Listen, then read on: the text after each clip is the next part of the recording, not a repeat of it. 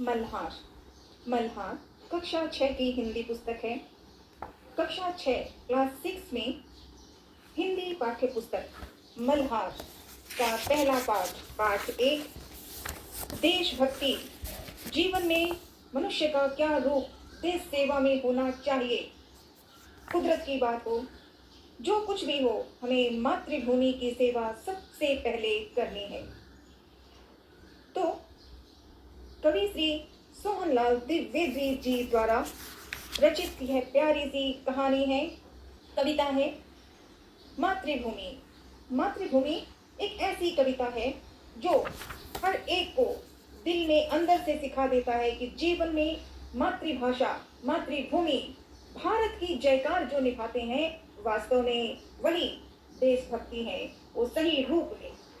तो आज पहला पाठ है मातृभूमि। इसके बारे में संक्षेप में सारांश से पढ़ेंगे, मनन प्रयास है। तो शुरू करते हैं। जय हिंद। आओ साथियों, मिलकर प्रेम से ऐसी कविता को सुने और मातृभूमि देश की सेवा में तैयार और ज्यादा से हो, वही जीवन है, वही वास्तव में जीवन है सही। तो चलते हैं। यह एक देशभक्ति कविता है जो भारत के प्राकृतिक सौंदर्य, हिमाचल की ऊंचाई, हिंद महासागर के चरण स्पर्श और गंगा यमुना जैसी पवित्र नदियों का वर्णन करती है। इसमें लिखा गया है, सोहनलाल द्विवेदी जी ने इतने विस्तार से, छोटा कविता लग रही है पर वास्तव में जीवन का सब कुछ यहाँ पर विचार है। वो कहाँ है? देशभक्ति, मातृभूमि की सेवा।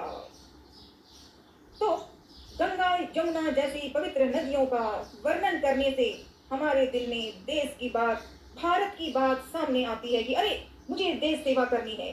देश सेवा मतलब हर कोई, जन्म लेने वाला बच्चा जब बड़ा होता है तो पहले गीत हो जन गण मन अधिनायक, या गालें देश के सिपाही हम देश की सेवा करेंगे। ये बचपन से सिखा लें, बस हमारे मन में सही प्रयोग, सही विचार, सही कर्तव्य दिल में हो जाता है और वही हमें आगे बढ़ाता है। कवि जी ने भारत को अपनी पूजनीय, सुखदायी जन्मभूमि और मातृभूमि के बारे में हमें सिखाया है। ऐसा प्यारा कविता। तो पाठ का सारांश ही लिखा है, वही हम इसे बार बार पढ़ेंगे और देश सेवा में आगे बढ़े। वही हमारी मातृभूमि है, वही हमारी मातृभूमि की सेवा करने का द्वार है। प्राकृतिक सौंदर्य। प्राकृतिक सौंदर्य में हमें मातृभूमि की बातें समझ में आती हैं। कविता में हिमालय पर्वत, बहते झरने, हरे भरे वन और आम के बगीचों, अमराइयां का सुंदर चित्रण इस कविता में दिया गया है।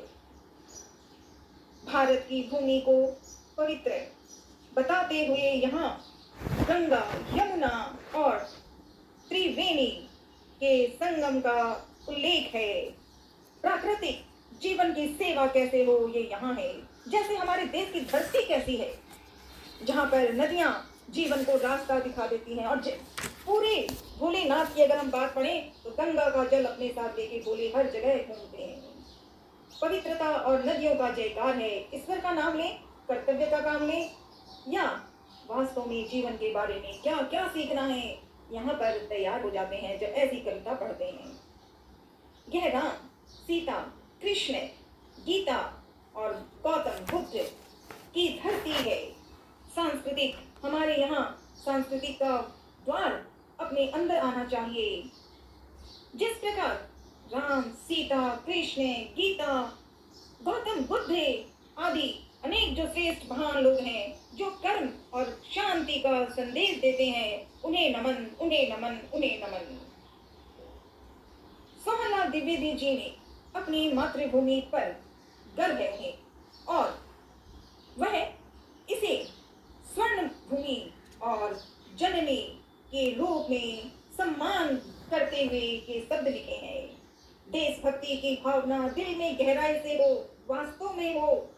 देशभक्ति, देश सेवा की जय जयकार करने के लिए हमेशा तैयार रहें और करें काम, तभी तभी मातृभूमि की जयकार वास्तव में हो जाती है।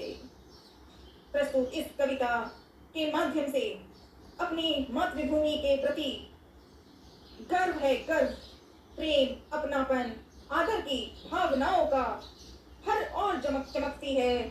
जहाँ देखो वहाँ भारत है, भारत है, भारत है। मातृभूमि की जयकार करने के लिए सही मार्ग में हम काम कर लें, बस वही वही मातृभूमि की जयकार वास्तव में हो रही है, होती रहेगी।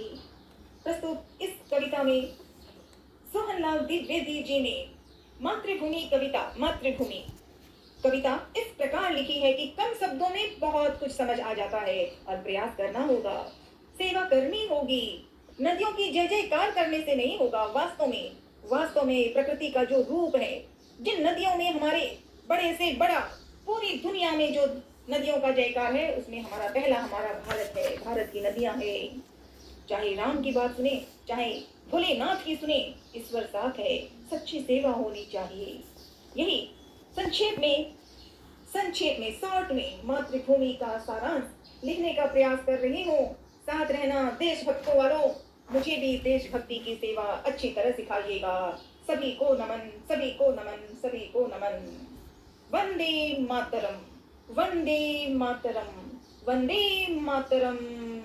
जय हिंद।